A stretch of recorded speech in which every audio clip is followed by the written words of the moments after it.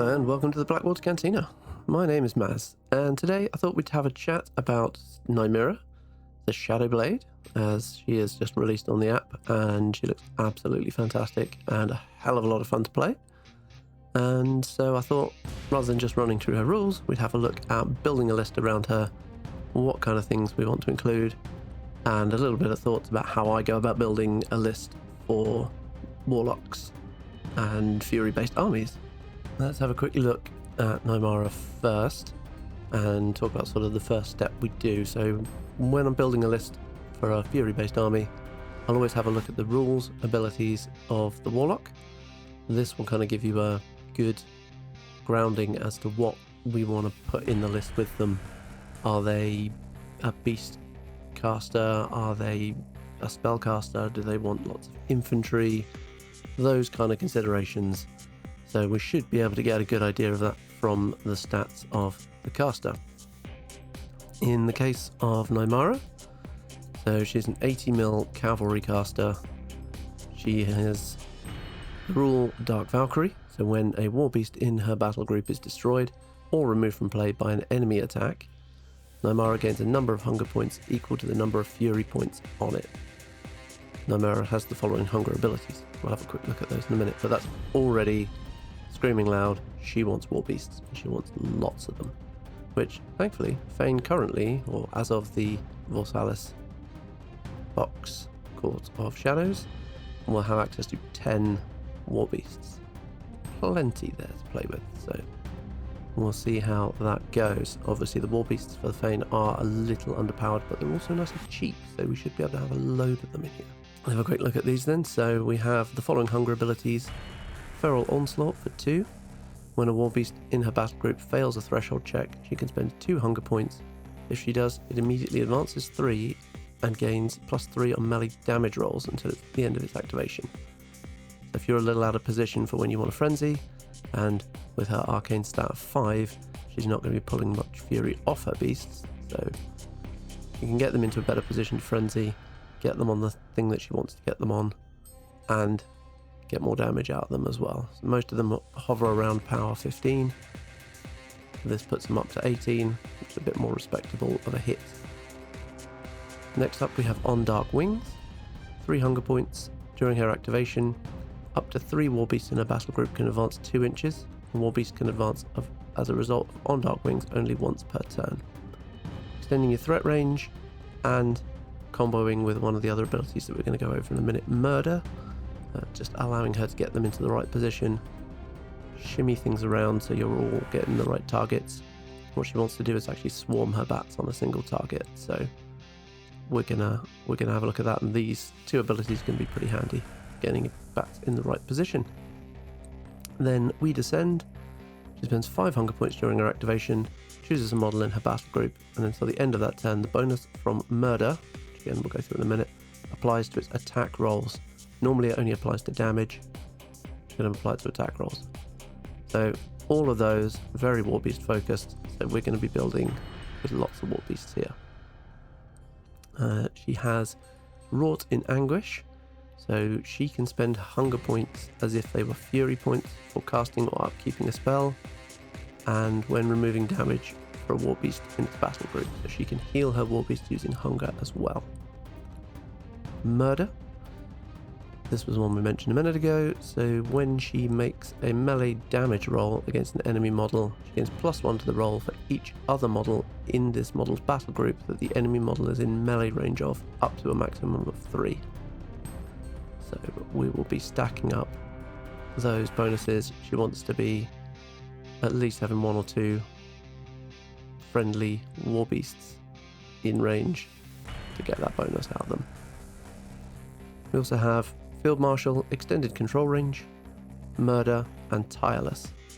So everyone gets Extended Control Range, which is great because her control range is, I believe, the shortest of any full-fledged Warlock at 9, so giving her an 18-inch. She is on an 80 mil base, so you're covering 30-something inches of table with that. What is it, 39 inches, I think? It's a huge chunk of a 4-foot table. You're going to have beasts all over the show. It's going to be great. Murder, which we mentioned above, so the war beasts also, if they're ganging up on a model, are gaining bonuses to damage. So being able to go in, killing spree, reposition, or move to get that to trigger that bonus for other models in the battle group as well. It's going to be very handy. And then tireless. Models with tireless can run without being forced or spending a focus point. So you can run everyone up the table and not completely flood her and be frenzying from turn 1. So I think that's going to be a handy one. I think we're going to have a lot of beasts in this, so we shall see. Looking at the rest of her abilities, we'll go quickly through those and then we'll talk about where we want to go with the beasts. So Tethered Javelin, she has range 7, power 14 and skewer, so she can drag enemy models with an equal or smaller base. Immediately after the attack is resolved, it can be pushed directly towards this model until it contacts an enemy model, obstacle or an obstruction. Basically, she yells get over here, drags someone in, triggering murder hopefully by dragging them in, and almost everyone is on an equal to or smaller base than her, so that's pretty good. Range 7, we do have access to the fast strike animus. We'll look at Animi in a minute, see what we want to take with her.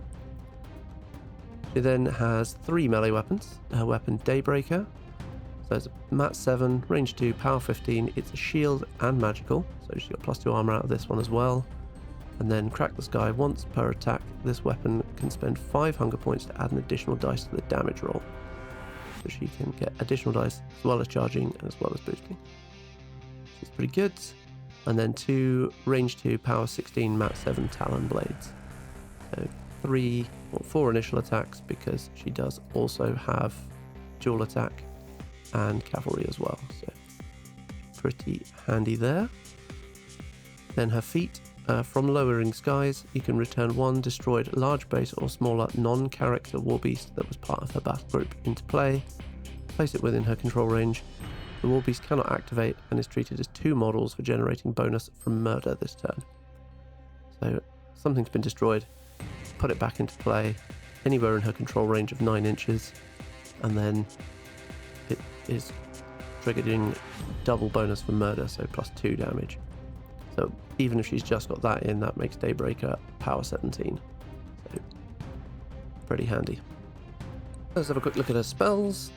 We've got Born Aloft is a cost 1 range control, so 9 inches on her. Interestingly, no duration on this one, because it stays in effect until the beast makes an attack. So a target cohort model with flight in the spellcaster's battle group gains airborne. So it gains +3 armor. If it makes an attack, it gets +2 damage, or +2 to the damage roll, and then loses airborne. If it suffers damage from an enemy attack, it also loses airborne. So pumping up the armor on your beasts until they either take damage or make an attack, which is quite handy. I can see that being thrown out to 5 beasts on turn 1, just everyone getting that. We've got Deflection. While in the spellcaster's control range, friendly faction models gain +2 defense against range and arcane attacks. This lasts for 1 round. It's a 3-cost spell. It's going to be quite tricky with her Fury of 5 to be getting that. Probably not casting that every single round, but that's going to help you close the distance. So I think that's quite a potent one. And then Slingshot. Again, cost 3, range self. It is an upkeep. Models in the spellcaster's battle group gain reposition 3. At the end of the activation did not run or fail a charge, you can move up to 3 inches and then your activation ends. So what we said before about triggering murder, getting that kill and then moving into position to trigger that murder ability on something else, you're going to want to have Slingshot up. That's probably a turn 1, upkeep that for the whole game. It's going to be tricky because you've not got huge amounts of fury, but it's pretty potent. Deflection, +2 defense on your beasts, which are already high defense. We're 13 and 14, so that's putting us up to 15 and 16 on defense for the beasts. And then with airborne, stacking their armor up as well, so that makes a Vordak defense 15, armor 20. That's pretty potent. So that's a good round out for all of the things that we've got for our beasts. Everything in here is screaming beasts to me. Not too worried about anything else. Any of the animi that we want to be taking. So just have a quick look at those. We've got Warlock brings Indomitable. The spellcaster gains Unyielding. +2 armor against melee damage rolls. So it means her armor 18 goes up to armor 20. I think that's going to be a handy one for her, especially as she can't take the bonus from Born Aloft. So we're probably going to want to include Hawkos. Strigon can give us 3 different options. Excessive healing, which also comes with the shield guard ability on them. Excessive healing is a pretty handy one, especially if you're a melee caster. You're going to be on the front line, you're going to be taking hits, which a lot of the Fane Warlocks are. I feel like that's going to be a handy one. Provoke, so target friendly faction war beast has already activated this turn, immediately activates again, and frenzies after resolving the activation, gains a number of fury points equal to its fury stat. But because of her hunger generation, we want our beasts to be loaded up all the time. This provoke is going to help us load up beasts as well and trigger things twice in a turn. I think provoke is going to be an important one for us, so we're definitely going to want that.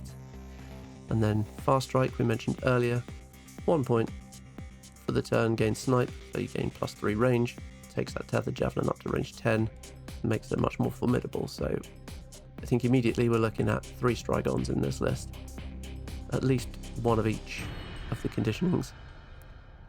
We want the fast strike, we want the extra range. Provoke's going to be super handy.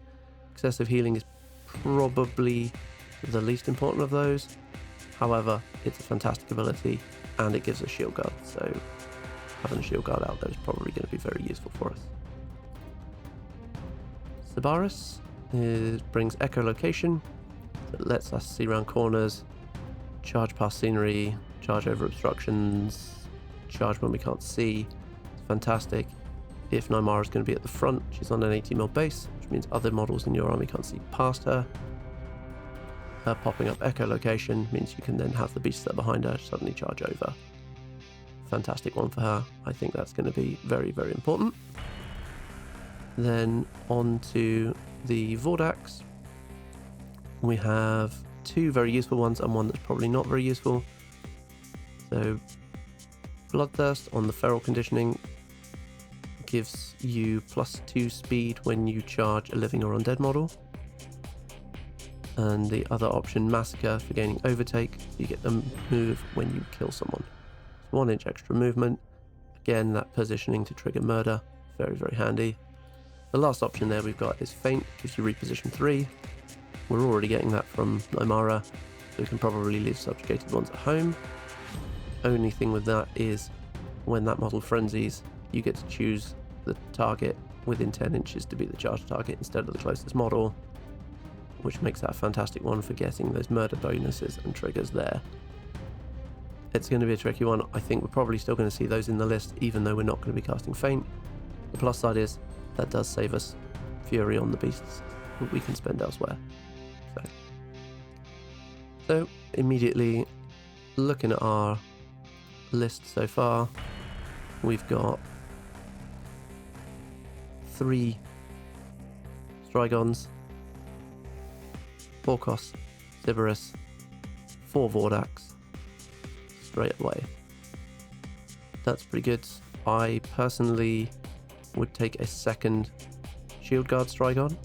She's an 80mm base. She's going to get shot at a lot. She's only defense 12, and the only armor bonus we can give her is when she's in melee. Having those shield guards is going to keep her safe. Doesn't leave us a lot of points. In fact, that only leaves us 11 points left once we've equipped stuff. Have a quick look at the equipment on the beasts. The Shield Guard Strigons going for muzzle to get the bonus armor. The Strigon we've got with Fast Strike, I've given the Venomous Head for some ranged damage. And then the third Strigon with a Snapping Maw, just to give it extra melee attacks. That's, I think, the way around we want to do it. That one we're going to give the Provoke to. So that provoke one wants to stay relatively safe and just pop out and trigger those jumps and frenzies. But we're running 10 war beasts. That is a lot. We're going to have a lot of fury out there. We're going to have a lot of frenzying going on. We're not necessarily going to be in control of a lot of this. It's going to be a challenging list to play. For targets or for shadow shift targets for her, we're going to be removing important things. So Hawkos is going to be a very important one there because he can be shadow shifted to once without being removed from play. He just takes damage, which then triggers his outrage, gives him all that extra armor and melee attack damage rolls. He can put out a silly amount of damage. He starts at power 15. If he's been damaged, he gets +2. Get up to +3 from murder.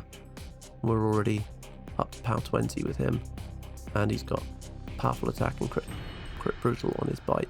So suddenly he's taking things down very, very quickly. So then, once we've built a battle group for any army, normally obviously it won't be 10 models and you have plenty more points to spend, but in this case, we're going to have a quick look through the rest of the units, looking for anything that supports those beasts, any support pieces that I want to take. The key one for me with the Fane is Fane Stalkers. They come with 3 shot types, one of which is Huntsman's Lure. Friendly faction war beasts gain +2 speed when charging a model hit by this. It lasts for 1 turn. So we've already got ways of extending our battle group speed. So on Dark Wings, allowing 3 of them to advance up to 2 inches.